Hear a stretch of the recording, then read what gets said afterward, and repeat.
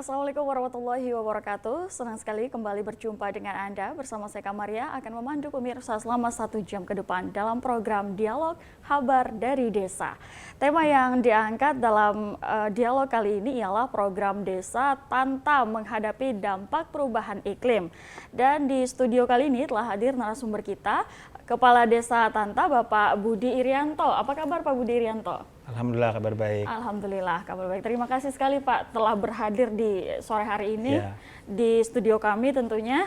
Dan sebelum kita membahas tentang program iklim ini tadi Pak ya, kita mau berkenalan dulu dengan Pak Irianto lebih jauh lagi. Ya. Oke. Nah, sebelumnya Pak, ini Bapak sudah berapa lama Pak kira-kira menjabat sebagai Kepala Desa Tanta Pak? Akhir dari tahun 2019 sampai sekarang mungkin sekitar 2,5 tahun sudah jalan. Sudah 2,5 tahun jalan Pak ya? Iya. Oke. Sebelum menjadi Kepala Desa Tanta Pak, apa profesi Bapak? Sebelum itu banyak sih. Kemarin pernah menjadi pendamping penyuluh pertanian, sebagai penggerak pembangunan pedesaan, mulai dari kemarin di Spora. Selebihnya saya profesi nyupir, travel, pribadi itu aja. Oh berarti punya travel sendiri Pak ya? Ya, pribadi, charteran mobil dan sebagainya. Oh, pengusaha. Wah, pengusaha. Kecil-kecilan aja, sampingan. Kecil-kecilan tapi pengusahanya. Sampingan. Oke, nah kita mau tahu ini Pak, alasan Bapak untuk memantapkan hati Pak, ingin menjadi Kepala Desa Pak. Ya, sebenarnya sih yang pertama dukungan masyarakat ya kan pasti. Habis itu kita melihat potensi-potensi yang di Desa Tanta, ingin melakukan perubahan supaya desa kita yang lebih maju ke depannya, itu saja. Iya. Berarti tentunya tadi dukungan dari masyarakat Pak ya, dan juga melihat potensi dari desa, ada potensi yang sekiranya harus digali ya. Harus direalisasikan kata Bapak. Ya, terutama kan ide-ide inovasi yang kita perlu untuk memajukan Desa Tanta. Oke, nah nanti akan kita bahas apa potensi-potensinya, tapi sebelumnya kita mau tahu ini Pak, apakah Bapak asli warga Desa Tanta Pak?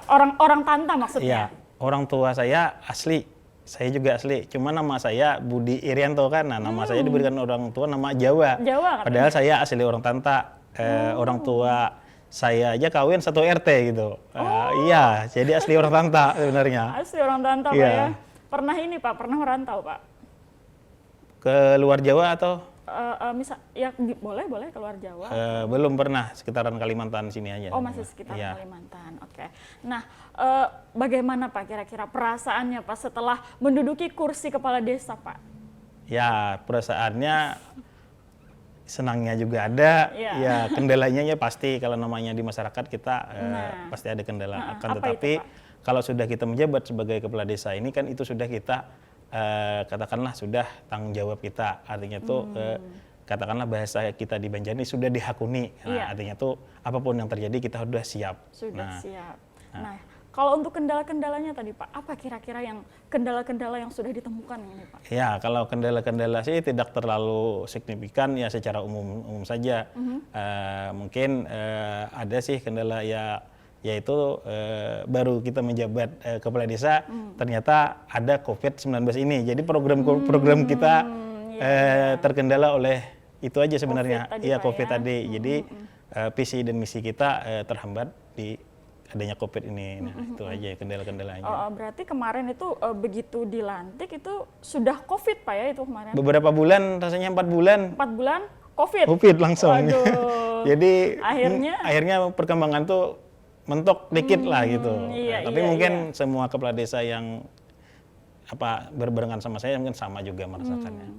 Oke. Nah, di Desa Tanta sendiri Pak, ada berapa RT Pak? Ada 5 RT. Ada 5 Pak ya? Ada 5 RT. Berapa jumlah penduduknya Pak? Sekitar 1.749. 1.000 lebih ya? 1.700.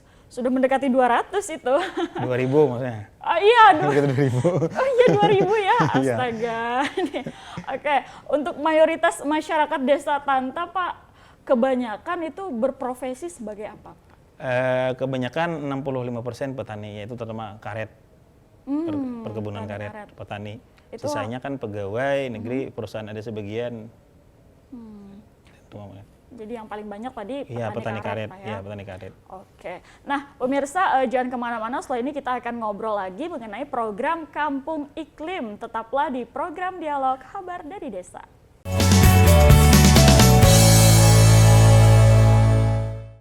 Baik pemirsa, terima kasih Anda masih setia bersama kami dalam program Dialog.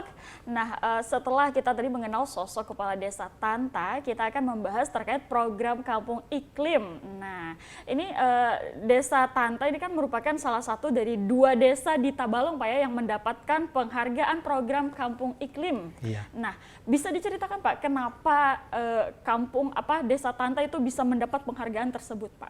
Iya, dari awal yang pertama Desa Tanta ini memiliki berbanyak kegiatan-kegiatan yang positif. Ini melalui Dinas Lingkungan Hidup menunjuk Desa Tanta. Mungkin dari segi penunjukan dari kabupaten mereka tahu ada apa dengan Desa Tanta. Nah, sehingga Desa Tanta dapat diikutkan serta tentang kegiatan Kampung Iklim. Jadi program Kampung Iklim ini yaitu gimana caranya Desa Tanta akan menghadapi tentang perubahan iklim, mengingat adanya efek penurunan imigrasi tentang gas rumah kaca yang sekarang. Nah, jadi itu yang pertama yang kita laksanakan. Siap. Oke, nah siapa yang memberikan penghargaan ini Pak, dan kapan penghargaan ini diberikan?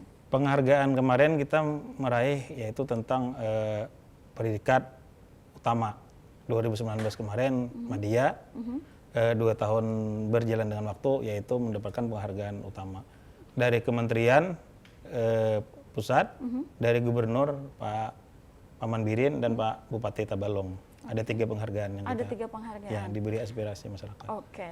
Nah sebenarnya kalau untuk tingkatan proklim ini Pak ada 3 tingkatan ya, ya? Dari Madya, Utama, Lestari. Dan Lestari ini yang paling tinggi, ya, paling puncak ya? Sudah paling Lestari. Puncak sudah Pak ya.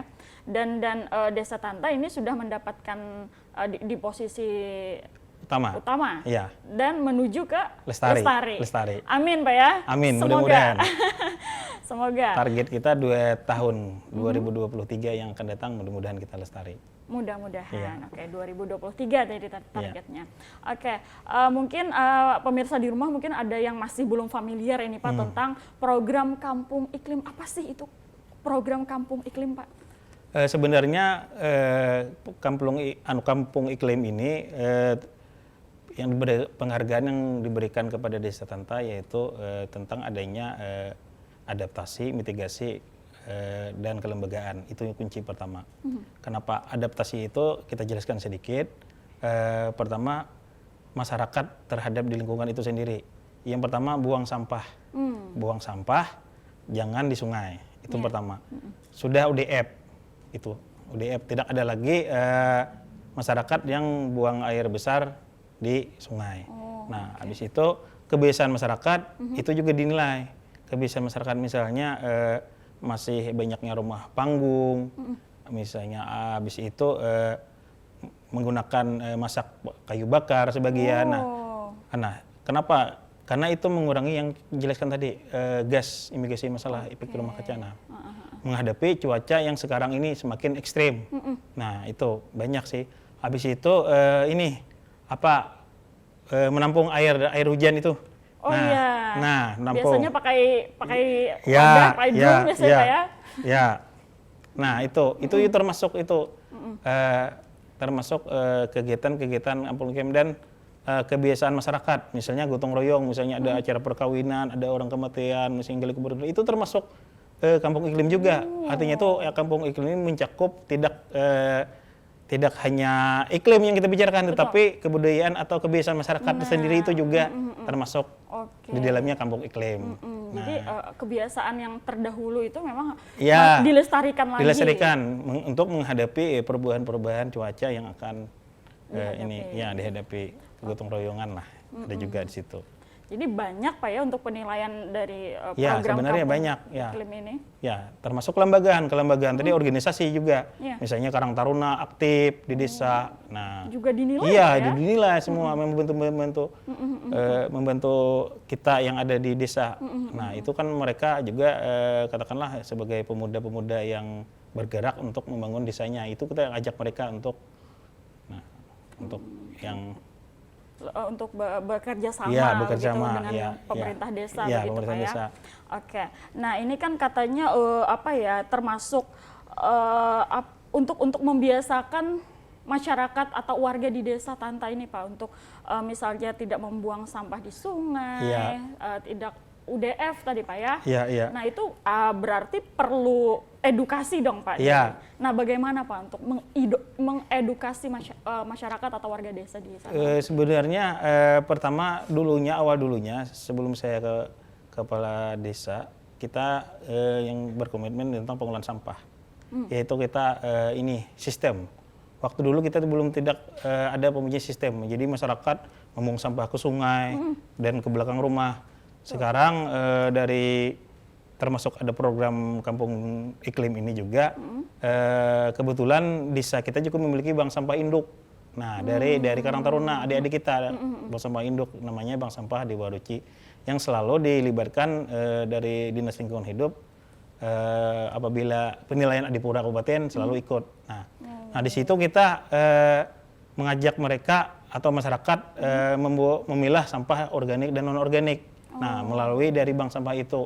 Habis itu kita melalui desa juga menyiapkan sarana untuk mengangkut sampah. Jadi diambillah sampah itu untuk dibuang atau dipilah itu. Nah, sistem itu yang pertama. Sehingga tidak ada sampah tidak ada buang sampah di sungai. Nah, habis itu kita ajak masyarakat yang di pinggiran sungai kemarin menanam bambu. Nah, menanam bambu sekitar 300 bambu. Kita tanam, itu kan program kita supaya mengurangi erosi dari sungai itu. Nah, kan bambu itu kan sirkulasi air itu menyerap akar bambu itu sehingga air itu cepat bersih. Nah, itu banyak nih sebenarnya. Ini banyak yang mau Bapak sampaikan. Banyak sih kalau cerita ini mungkin nggak cukup 1 jam kalau gitu. Nggak cukup 1 episode ya.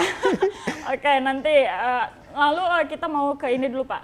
Apa Pak dampak atau manfaat yang Bapak rasakan dengan adanya Pak program kampung iklim di Desa Tanta ini Pak? Manfaat dan dampaknya banyak.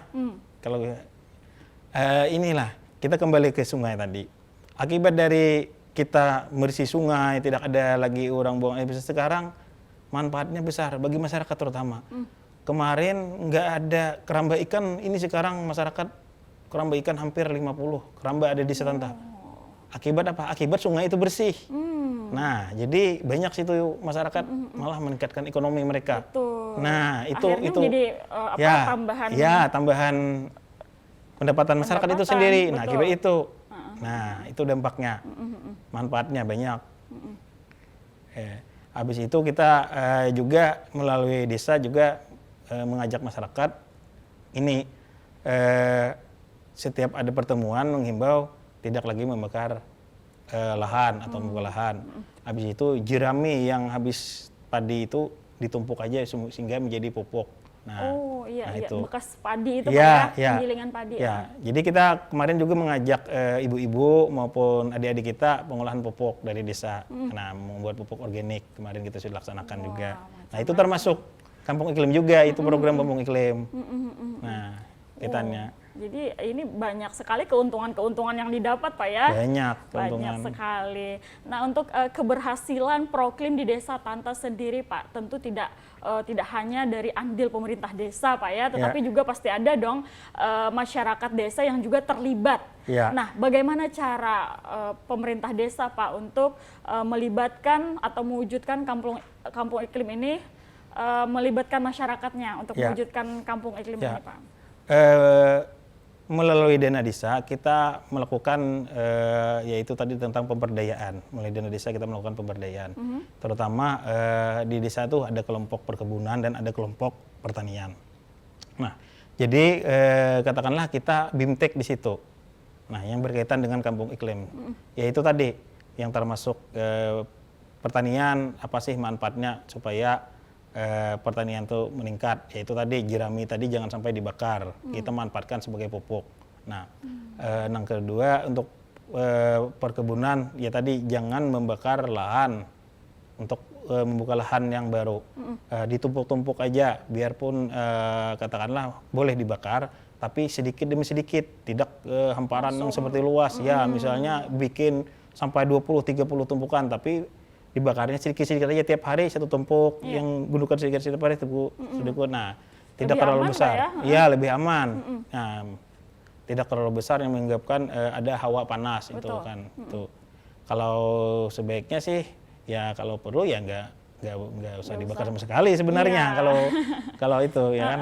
Ya, sebaiknya. Oke. Nah, pemirsa, setelah iklan berikut ini kita akan tanya-tanya lagi mengenai potensi dan program kerja Desa Tanta. Tetap di program Dialog Kabar dari Desa.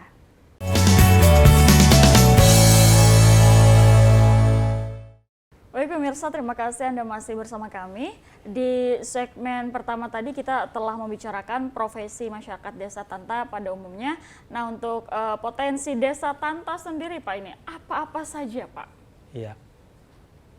Pertama ya tadi tentang perkebunan karet, banyak karet sih Tanta nih yang memiliki perkebunan karet. Alhamdulillah sekarang kan harga karet sudah lumayan, jadi masyarakat sudah kurang lah dari kesulitan untuk berbelanja.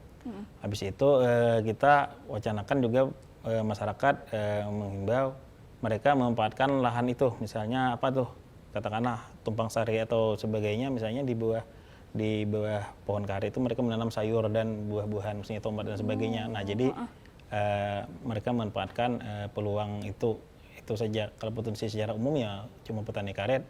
Nah cuma ada tambahan tadi dari adanya kampung iklim tadi, ya tadi ada tambahan keramba ikan tadi. Nah dulu kan nggak ada memanfaatkan sungai itu. Oh ternyata sungai ini dapat dimanfaatkan jadi potensi bahwa bisa kelola, untuk membuat keramba ikan. Ya di keramba situ. ikan akhirnya. Nah jadi menambah itu aja saja. Oke. Iya. Nah, apa upaya pemerintah desa Pak untuk lebih mengembangkan potensi Desa Tanta yang ada Pak?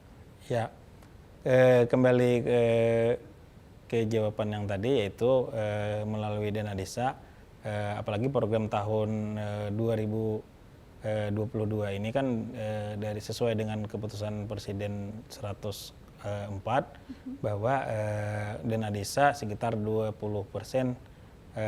untuk pertanian dan hewani. Nah, kebetulan kita menganggarkan yang pertama kita akan menyiapkan bibit padi untuk masyarakat yang katakanlah menanam padi.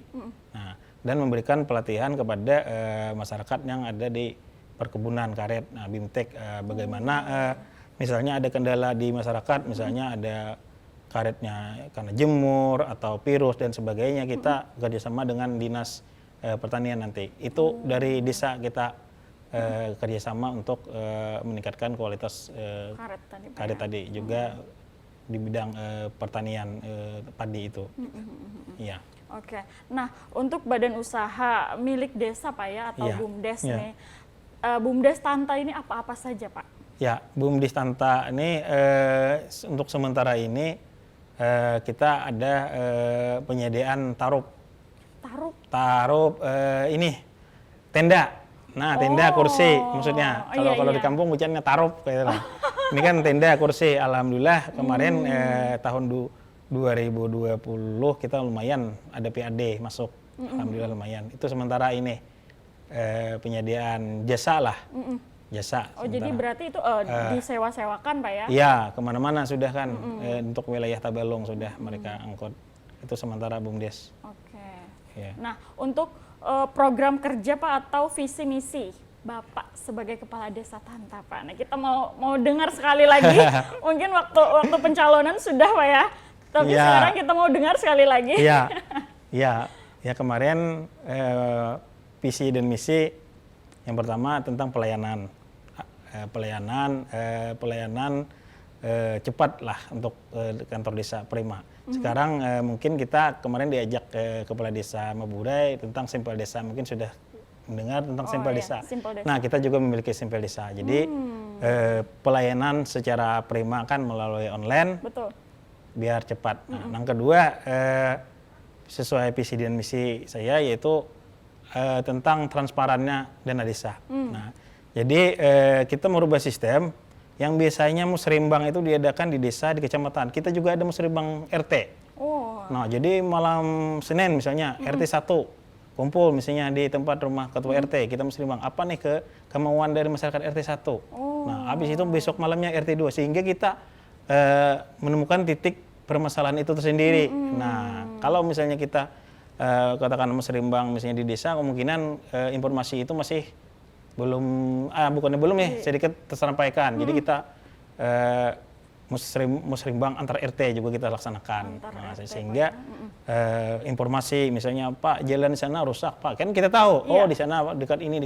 Nah, kita catat jadikan usulan. Nah, wah ini berarti itu terobosan baru lah istilahnya. Terobosan baru Pak ya. Ya, mulai bawah, mulai RT di desa, kecamatan baru bawa ke kabupaten kan. Kalau titik kumpulnya biasa di mana Pak? Di rumah RT bisa. Oh, di rumah RT. Di rumah RT atau di rumah BPD bisa. Di rumah warga bisa. Iya, warga. Nah, lalu dari hasil dari RT dari BPD kan dicatat tuh. Jadi dibawa di musrembang desa. Nah, sehingga mempermudah musrembang desa ini jadi yang usulan. dulu, Ya, ini usulan kami yang sudah musrembang antar RT. Jadi kita sudah ada nih catatannya. Iya, Nah, betul. tinggal kita rekap lebih cepat kan. Dibandingkan kita misalnya musrembang kebiasaannya kan musrembang antar desa dulu di desa. Jadi salah-salah usulan itu belum tentu masyarakat itu mau RT itu yang mengusulkan. Nah, jadi kita terbukalah itu komitmen saya. Mudah-mudahan teman-teman yang lain juga bisa kayak itu seperti kita. Ini terobosan. Terobosan. Nih. Luar biasa. Nah, untuk saat ini Pak, program kerja apa yang sedang dikerjakan Pak?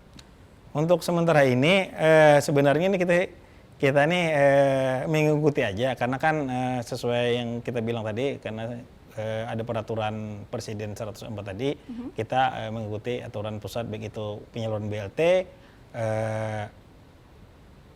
pembagian tentang 20% itu tadi yang program pertanian dan hewani. Nah, sisanya kita buat kader-kader lah istilahnya yang bergerak di desa untuk melakukan kegiatan-kegiatan itu. Nah, memang tadi kan kendala kita nih tadi kendala COVID ini tadi. Jadi iya dana kita nih sebagian ke anulah kayak itu nah. Jadi ada sedikit terhambat tapi tidak patah semangat juga bagi kita untuk membangun desa. Betul. Tidak jadi alasan juga apapun caranya. Meskipun COVID Pak ya. Iya, meskipun COVID. Kita kemarin karena tekad sudah bulat. Ya, saat COVID kita juga sudah ada mempunyai relawan di desa. Nah, relawan tentang COVID kita. Jadi kita cepat bagikan tempat cuci dan sebagainya kita untuk masyarakat kita cepat untuk penanganan COVID. Oke. Ya. Nah, untuk target ini Pak, target yang ini dicapai dari program kerja yang telah tersusun Pak. Iya. Untuk target tercapai ini status desa Tanta sudah maju. Target 2003 insya Allah mandiri. Insya Allah desa mandiri sudah. Wes, ini betul-betul. Karena sedikit lagi kita lihat poin untuk 2022 ini sedikit lagi. 0, berapa desa Tanta ini sudah tipis banget Pak ya. Tipis. Mungkin 2023 insya Allah sudah mandiri. Amin ya. Nah, pemirsa jangan kemana-mana, kita rehat sejenak. Tetaplah di program Dialog Kabar dari Desa. Iya.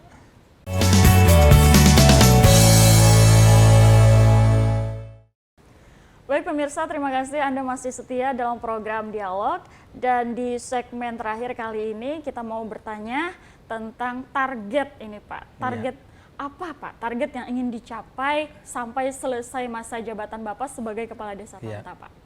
Kalau target secara khusus sih nggak ada sih. Yang penting kita berkomitmen gimana kita caranya untuk membangun desa atau memajukan desa ke arah yang lebih baik. Alhamdulillah untuk tahun ini Desa Tanta mewakili Kabupaten Tabalong untuk lomba desa tingkat provinsi. Oh iya lomba desa Pak ya? Iya tingkat provinsi. Jadi berkaitan dengan kampung iklim tadi sehingga kita mendapatkan tambahan modal untuk kita mengikuti lomba desa tingkat provinsi. Kemarin kita juara 1 kan tingkat kabupaten, otomatis mewakili kabupaten. Iya, kabupaten tingkat provinsi. Ya. Wow. Kita doanya mudah-mudahan mendapatkan hasil yang terbaik. Berarti untuk di provinsi ini belum ada ini Pak ya? Belum Ini diumumkan? sudah persiapan, sudah ada jadwalnya. Oh, sudah Jadi dijadwalkan? ini lagi aparat kita, kader-kader kita juga lagi persiapan untuk menyiapkan berkas untuk lomba provinsi. Lomba tadi, Pak, ya? Mungkin adanya COVID ini berbeda lah tentu sistem penilaian lomba provinsi. Oke. Nah, banyak tentang kelembagaan dan administrasi. Nah, itu yang lebih banyak. Oke. Nah, kita tunggu nanti Pak ya kabar baiknya. Iya. Oke. Nah, ini terakhir Pak. Apa harapan Bapak untuk masyarakat atau warga desa Tanta, Pak? Ya, harapan untuk masyarakat warga desa Tanta, terutama karena kita mempunyai predikat kampung iklim, kita tetap menjaga kita atau melestarikan lingkungan kita, menjaga kebersihan. Mudah-mudahan adanya kampung iklim ini kedepannya selalu terus mendapatkan nilai yang lebih baik lah. Nah, itu juga mendapatkan penghasilan masyarakat. Nah, itu tadi yang adanya tambahan-tambahan perekonomian masyarakat termasuk keramba ikan tadi dan sebagainya. Nah, juga tetap kita jaga keamanan, ketentraman sehingga warga kita damai. Nah, itu aja secara umumnya sih. Karena desa kita ini mudah-mudahan ke depannya kalau sudah kita desa mandiri, kita yang berat itu mempertahankan itu. Mempertahankan. Kita mempertahankan kebiasaan atau di lingkungan kita. Itu yang paling sulit nanti kita tantangan berikutnya. Bukan berarti kita mendapatkan penghargaan misalnya puncak ya sudah selesai, tidak. Kita mempertahankan itu yang lebih tantangan yang lebih berat nanti kita itu. Betul, makanya ada istilah Pak ya, kalau untuk mendapat sesuatu katanya lebih mudah, ya, tapi yang lebih sulit itu adalah mempertahankannya. Iya, mempertahankannya. Nah, semoga bisa kedepannya ini bisa menjadi kampung mandiri Pak ya. Iya. Desa mandiri ya, dan bisa bertahan. Ya. Nah, oke pemirsa, tidak terasa kita sudah di penghujung acara. Terima kasih sekali nih Pak Budi ya, Pak Budi Irianto telah meluangkan waktunya dalam program Dialog Kabar dari Desa kali ini. Dan pemirsa, saya Kamaria beserta kru yang bertugas pamit undur diri. Semoga kita dapat berjumpa kembali di episode selanjutnya. Akhir kata, wassalamualaikum warahmatullahi wabarakatuh dan sampai jumpa. Terima kasih Pak. Ya.